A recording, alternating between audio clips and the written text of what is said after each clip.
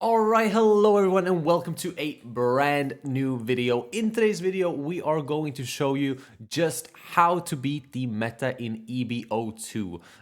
If you don't know, there's this deck running around. It's called Green Purple Luffy, and it is the probably strongest deck in the entire game at the moment. And there happens to be this one deck that beats the shit out of it, and it happens to be my main deck, Belo Betty. So what we're going to do today is we're going to jump into a quick deck list. We're going to show you just what the deck is. You can copy it, try it for yourself. And then we're going to go into some games against Green Purple Luffy and show just how favorable that matchup is. So without further ado, let's jump into the deck list. So first things first, we have the leader here, right? Belo Betty, activate main once per turn. Discard a Revolutionary Army type character from your hand. Give up to 3 of your Revolutionary Army card or trigger type characters plus 3,000 power during this turn. Which we're running a 100% Revolutionary Army type list, which means everything can be discarded and everything can be boosted. And there's not really anything special here. If you've seen any Belo Betty list before, you should recognize all these cards. We're running the list that's running a little bit lower on the stage. We're running 7 cost Sabo at 4 because the trigger is amazing. We're running Ivankov and then like every fucking Ivankov target in the game, basically. So we'll just jump into some games and I'll show you just how favorable this matchup can be. All right, so we got our first victim here. Basically, the way this matchup works, right, is that you just go super hard at face, and they just lose, right, because they don't have the resources to defend themselves. I'm gonna keep this hand, which was a mistake because I'm going first. Generally, you want to go second with Belo Betty, even into Luffy here. And the plan was to go Koala on 2 and then Ivankov on 4, but now we're a little bit awkward. I still think I'm going to play out the Koala rather than Inazuma here. Nah, we'll play out the Inazuma. Sometimes you want to make sure you keep the Inazumas in hand because Rush is just good, right? But then again, Koala has like that same value being a 2k in hand, right?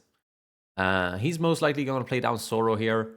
That's not the one I was talking about. This is actually so fine. The main culprit of this matchup, right, is the the Zoro that rests something and then can swing into characters on play. Well, actually, that's limited to cards on board, actually. I think I need to have 2 or more characters. So you actually couldn't do that. We're going to go 5 cost Ivankov. And then we're going to go into Karasu, obviously. We're going to minus his leader. We're going to use leader effect here. And then we're going to go 5 into 4. Demand a 2k out of him.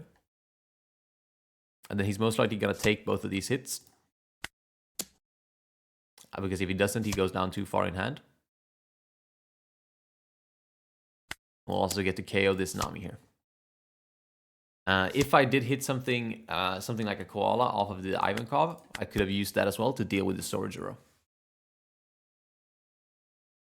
We're most likely going to be pushing next turn, so I'm going to try to defend this Lindbergh really hard. But he's probably better off like attaching this non. Okay, he does find the Zoro here that rests. I don't think that's going to do much for him. You know what? What we're going to do here is we're going to, since he doesn't have any Dawn up, we're going to let this Inazuma go here. Because we're looking at 2 6s, and we're actually going to use everything to defend these characters.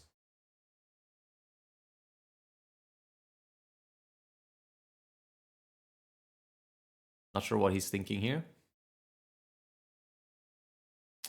He has no way of boosting them, so it's going to be 6-6. I'm going to 2k out of that one. And I'm going to drop both of these as well. Because I am going to kill him on my turn here. Not a doubt in my mind. So we will do this. We will go 9k, and we'll bring him down to 5k. Since he has no Dawn up here, he's very vulnerable, right? No Giants available to him. Which means those are just going to be bricks in his hand. He's going to basically have to see an infinite amount of 2Ks here. Those are some 2Ks. We're going to go 9 again.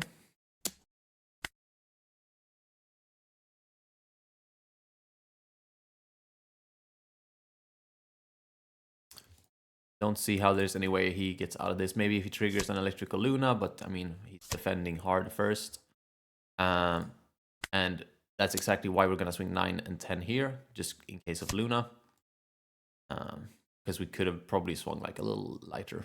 But 9, 10 should be enough. He's going to get a Searcher, but he draws into a 1k, which will not be enough to defend this 10k at 5 here. Unless he has a handful of 2ks, but that is incredibly improbable. So that's one way to do it. That was a 7-Dawn game, which is pretty strong.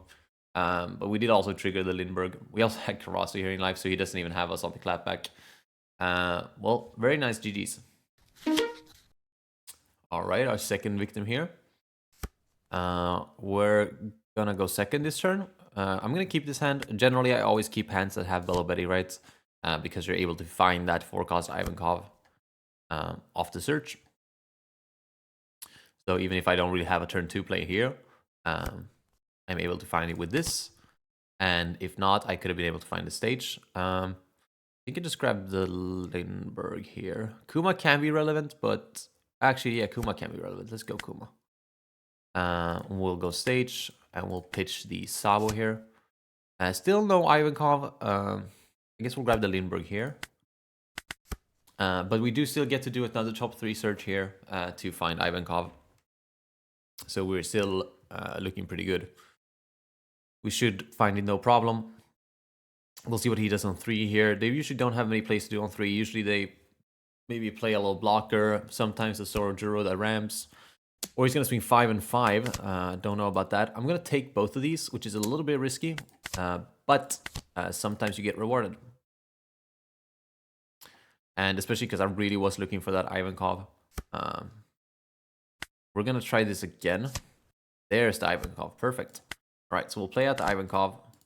We'll use the leader effect. I think we'll pitch the...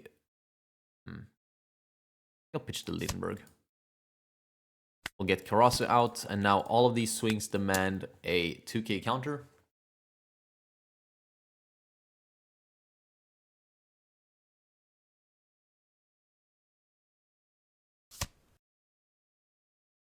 He takes the first one.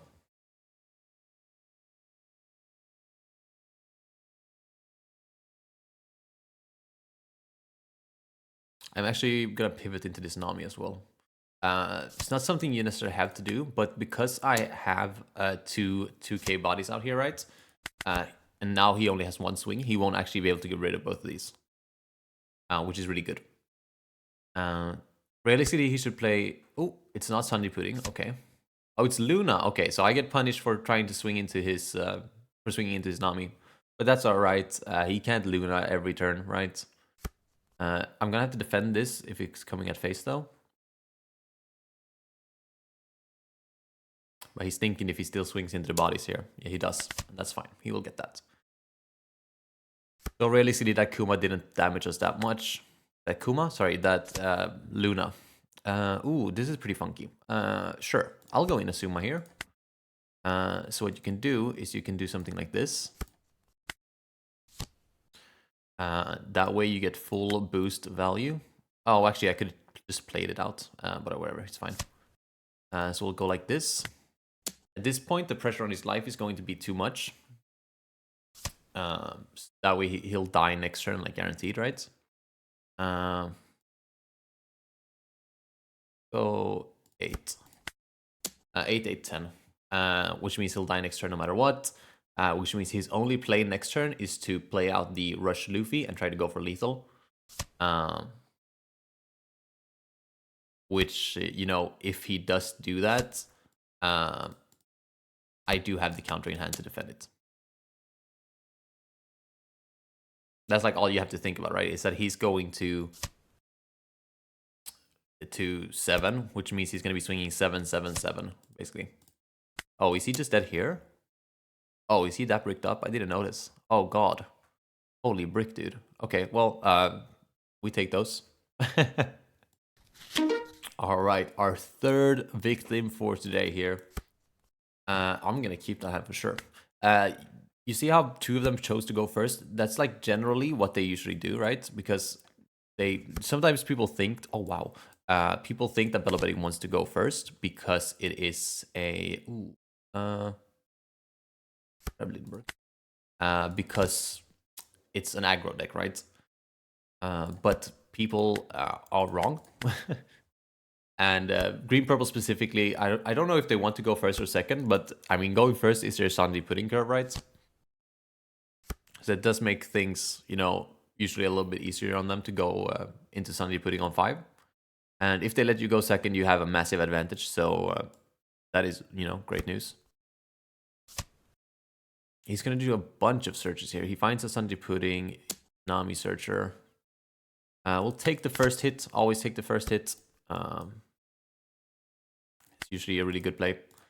We'll go like this. It's a little bit of a shame that we don't have a Karasi right here. It would have let all of our swings here be a lot more powerful. Demanding 2 Ks instead of 1 case, but can't win them all, you know? We did do 2 searches for you, then we still didn't find a single Karasi. That's kind of crazy, actually.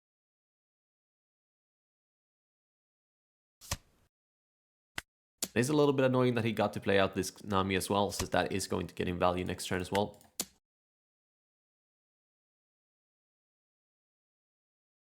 But he is still in a pretty bad spot here, I'd say.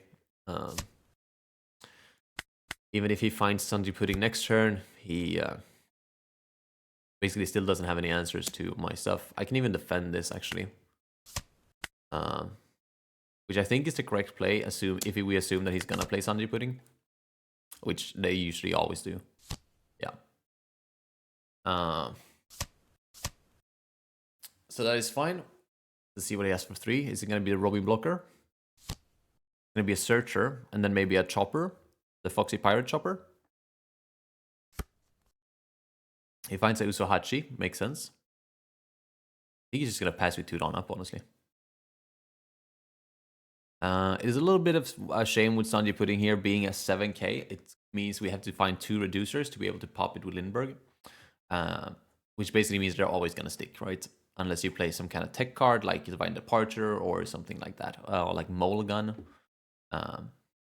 But them sticking is usually not the end of the world. Gonna do another draw 1 with Mary.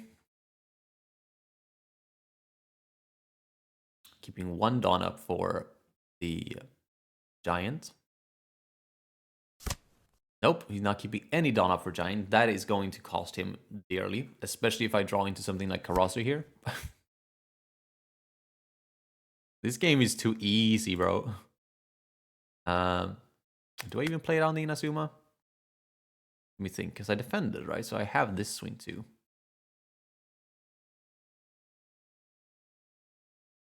Sure, let's do it. Let's go wide. We'll boost. We'll discard the Ivankov. I don't think it'll come up again. We'll go like this. We'll use this to bring out the Karasu. Bring him back down to 5. And I'm thinking I'm going to start demanding 2Ks, actually. No, we're going to do a 5K first.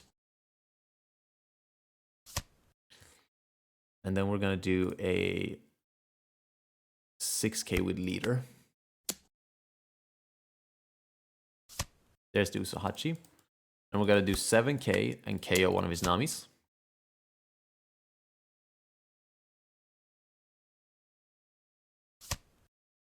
I'm going to do another 7K here.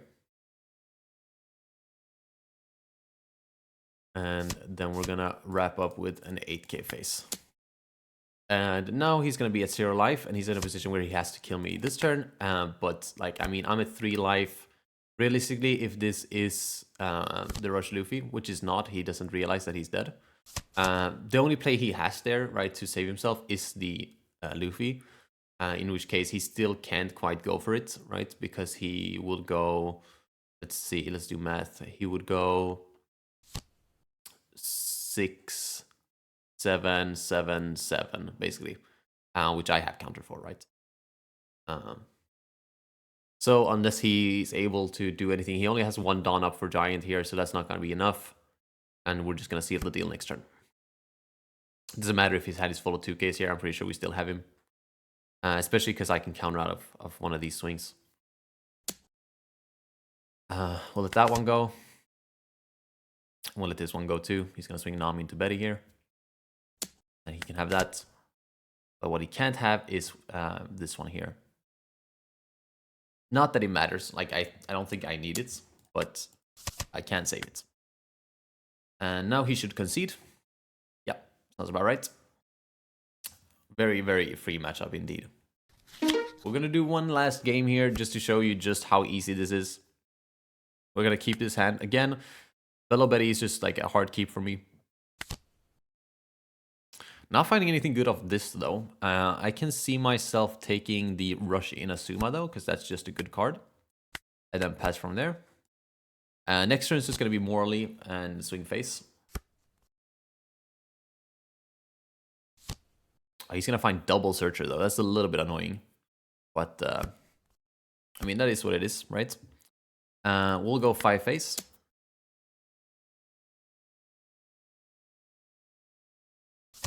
And we'll establish the Morally. Realistically, now he plays East Blue Zoro, right? That way he can swing into this Morally. We're going to have to let that go. Which is going to slow us down a little bit if he does have it. So hopefully he doesn't have the East Blue Zoro here. Slowing us down, right, is... Of course he does. Slowing us down is like the best way they can go, right? We could defend this, but no, I don't deem it worthy. I think I'm better off just letting that go. I'll go like this. Let's go into the Rush Inazuma here. Get some extra swings in. Let's trash the Lindbergh. We'll go 5k, 5k, 7k. Put a little bit of pressure on his life. He takes one of the 5ks. That's interesting. He's going to trigger Ramp. That's pretty sweet. He's going to basically have to counter out of this one. And we'll go 7k. Seems like he's going to take. I guess he might Giant. Some people Giant way too early. But no, he's going to Gatling. And we're still in that same spot where it's like he's not really doing much. But he did trigger, right? And he still hasn't put any pressure on my life. So I'm not really scared of anything at the moment. He'll get this Inazuma as well, right? But then he's going to have to start swinging on my life if he wants to get anywhere. Especially because I have a second 5-cost Ivankov. I am able to establish board in like a place where I don't lose too much hand size. So that's exactly what I'm going to do. We're going to go into Inazuma again. Do the same trick we did before, where we just crash one, boost everything. And we'll go 7k into... I'm going to go 7k into this Zoro, maybe. No. Not like he's going to kill me anyway, right? I doubt it. We will go 6k into lead here. And we'll go 8-9.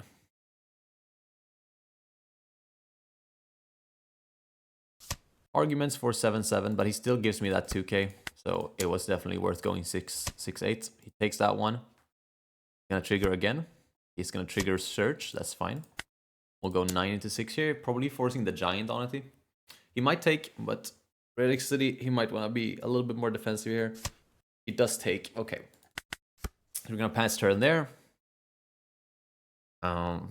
Realistically, he has no way of removing this, right? So, because his only way of removing things is by this Zoro, which only rests a 4-cost or less. So he shouldn't have any way to deal with this, which means he kind of has to pivot into going for lethal here. Which is gonna... Oh! Plays a Usahachi to rest it. Okay, so this might be a Luna and just establish a blocker play. Yep.